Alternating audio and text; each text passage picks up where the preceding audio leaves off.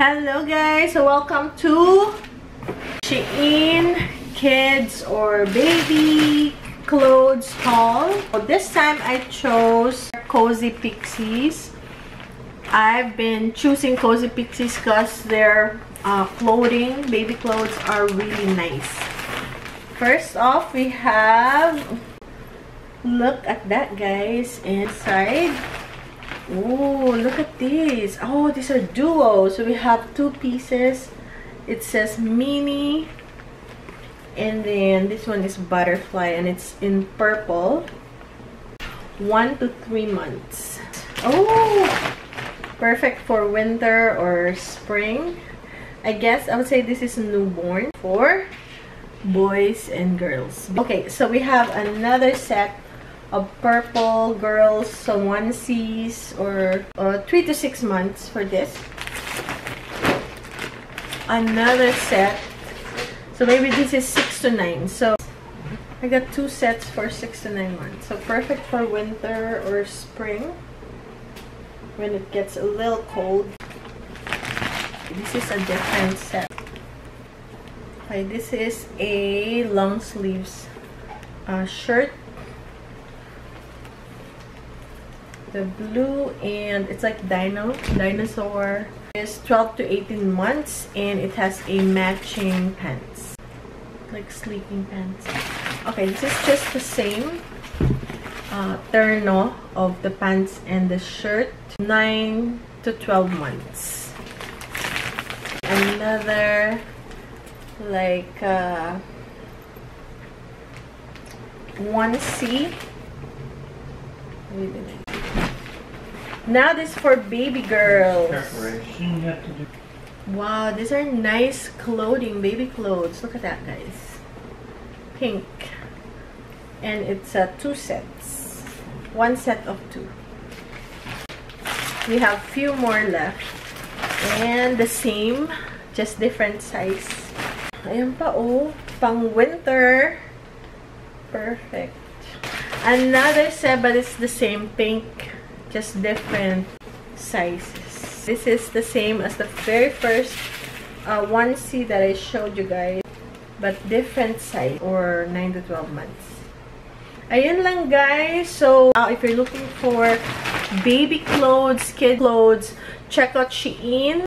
Cozy Pixie is what I chose. They have really cute, nice quality baby clothes. All of this that I've shown you guys, I will link it in the description box below. So ito guys, yung tirang talong na bigay ni Manong. So instead of i-boil, hindi ko naman siya magi-grill. Binake ko na lang, binroil ko siya sa oven. And yan na guys, oh. Ito ay, sino nag-suggest nito? Si Mayora. Sabi, ano mo sa oven? So yan guys. Parang binake, pero yung high heat siya. So yan, so tatanggalan ko lang ng balat. And then, atin siya uling gagawin. And, kasi sobrang sarap niya, guys. As in, sobrang masarap siya. Pwede rin daw lagyan ng karne. Kaya lang gusto ko yung purong, parang vegetarian style. Alright, so pagkatapos niyan, kukuha tayo ng kamatis ulit sa garden. And then, onion, garlic, salt, pepper, cornstarch, itlog. Ay, pwede ko palang ilagay yung... Kasi naggawa ako ng carbonara. Palit ako ng carbonara sa aming lunch. Meron din tayong red na spaghetti. And, so, may natirang egg yolk. Pipito ko na lang sana. Ngayon, ano pala, pwede ko siyang gawin sa doon sa eggplant. Tapos magdadagdag na lang ako ng 2 piraso pa ng yung buong itlog. So, yan guys. In-strain ko muna yung tubig kasi syempre may siyang tubig sa loob. So, ilagay na natin. Balik natin dito sa kanyang bowl. Ayan. Tapos, mamaya natin imamash. Ganito lang. Nung aanin lang natin ganyan. Uy, dapat tinanggal ko na yung buto pala. Kasi yung buto naman, ano siya? Mapait. Pero okay lang din naman. Hindi natin may iwasan talaga ang buto. Okay. Kaya lang pag yung makukuha mo naman, kunin na. May steam pa siya. Ayan. Kasi.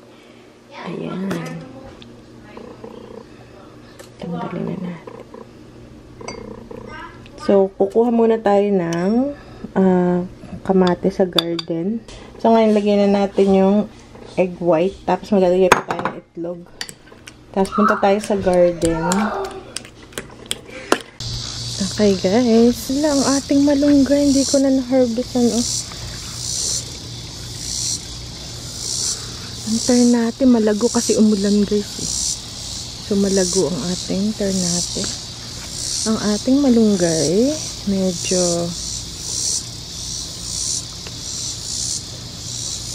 ayan, ito. Ay, may bulok na naman. May bulok. Pero at least gumagapang siya. Ay, naku! Tingnan nyo, guys.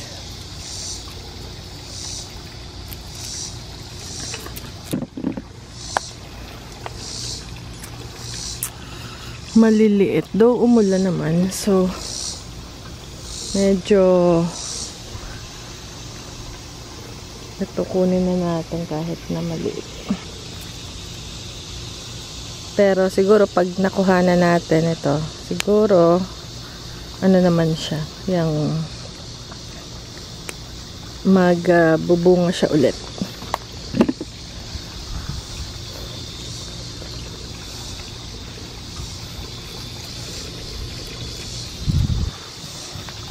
Ayun, may isa pa. Ha-harvestin ko na baka sakaling mamulaklak pa ulit. Dapat to mapausukan. Dapat siyang mapausukan. So, yan guys. Ang ating ampalaya maliliit. Pangit. Okay, next. Ang pinunta ko talaga dito, kamatis.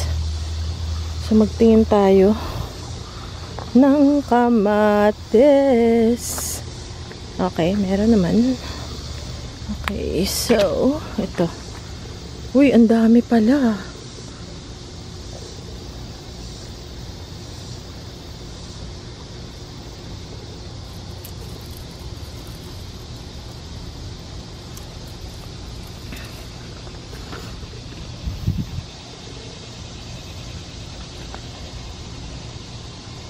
Ayan pa, oh. Kunin natin. Ayan, ganda ng kamatis. Ayun pa, may pula pa doon. Okay, guys. Kunin ko dito natin sa hindi mainit kasi mamamatay ang camera pag mainit.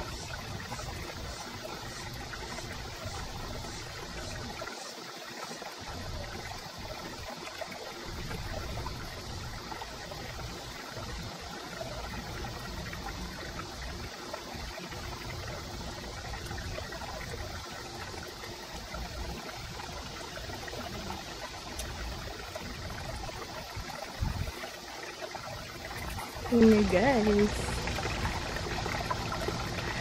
ang ganda ng kamatis natin. Daming lamok. Yan ang sinasabi ko. Ang daming lamok.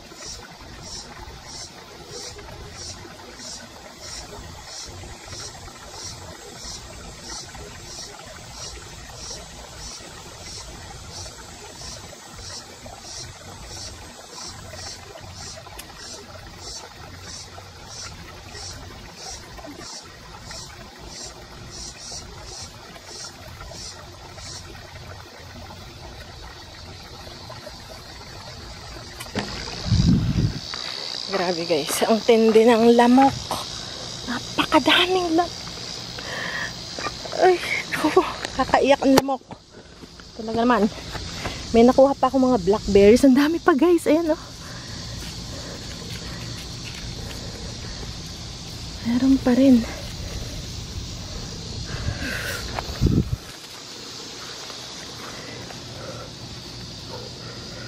Ito pa. Okay, ayan pa. Dito yung malalaki. Ayan, oh. Tingnan guys, ang lalaki. Ang dami pa rin.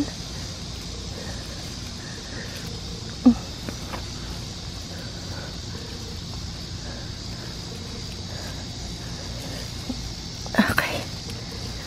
Uy, ayan. So, ayan. Ayan yung harvest natin.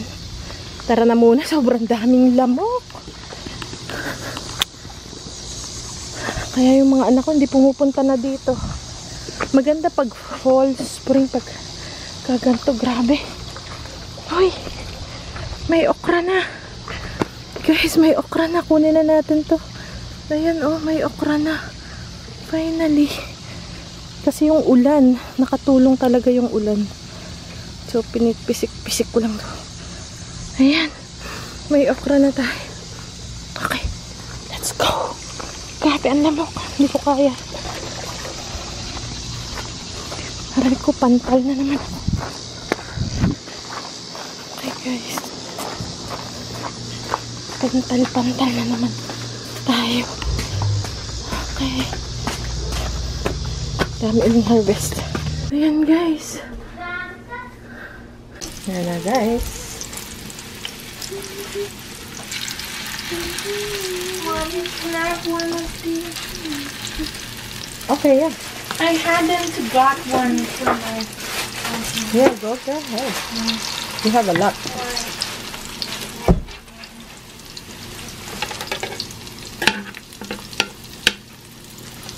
Ayan, guys.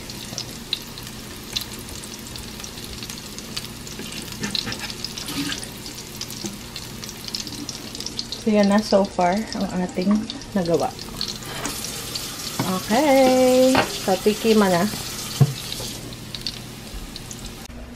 Hello guys, sobrang sarap din itong talong.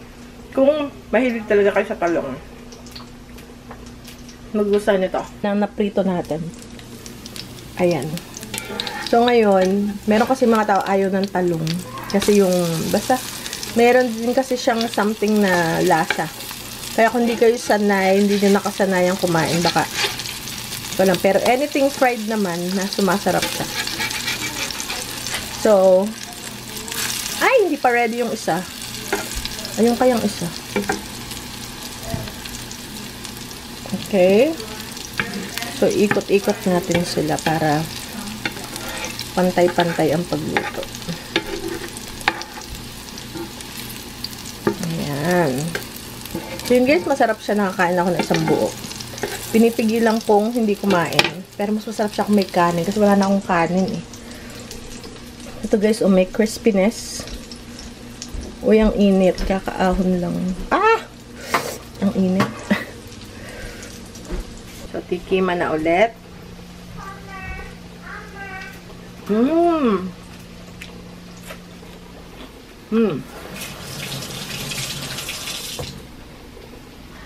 Maganda na natanggal natin yung buto. Kasi wala masyadong grain. Yung parang nakakagat. Wala masyado. Okay guys, so tapusin ko lang to. Ano ba? Simula anong oras pa ba ako nagluluto? Everyday na tong gantong routine ko. Basta everyday. Alas 2 na, hindi pa ako tapos magluto. Tapos late na ako natulog kagabi, mga 3 o'clock na. Kasi naglinis ako ng bahay. Sa gabi, pag sila tulog, doon ako naglinis ng bahay. Ano ko na sila. So, okay guys. So, see you later. And, pagtalong na naman tayo. Okay guys. Okay guys, see you later.